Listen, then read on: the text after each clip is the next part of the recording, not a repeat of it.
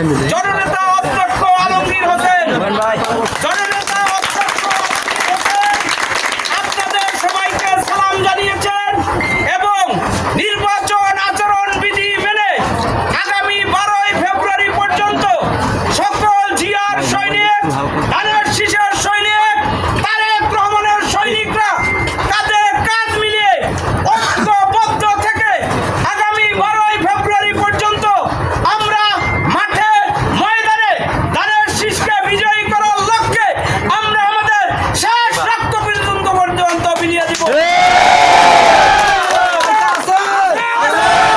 আমাদের মধ্যে আজকে থেকে আর কোনো প্রতিযোগিতা নেই, আর কোনো রাজনৈতিক কাদা ছোড়াছুড়ি নেই, আর কোনো প্রতিদ্বন্দ্বিতা নেই।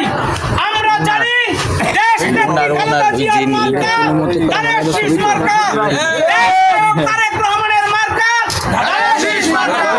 শহীদ আদর্শের সৈনিক আমরা সবাই দিনাজপুর জেলা বিএনপির সংগ্রামী আহ্বায়ক জননেতা জনাব মোহাম্মদ নজরুল ইসলাম খানের নেতৃত্বে ইনশাআল্লাহ দিনাজপুর জেলা জয় নিয়ে ঘরে ফিরবো।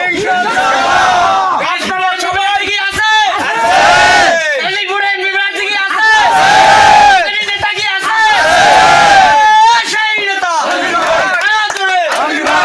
আপনারা সবাই আমাদের প্রার্থীর জন্য দোয়া করবেন এবং দিনাজপুর জেলা বিএনপির আহ্বায়ক জননেতা জনাব নজরুল ইসলাম খান এবং কিসমত ভাইয়ের হাতকে শক্তিশালী করার জন্য ধানের শীষের পতাকা তলে থাকবেন।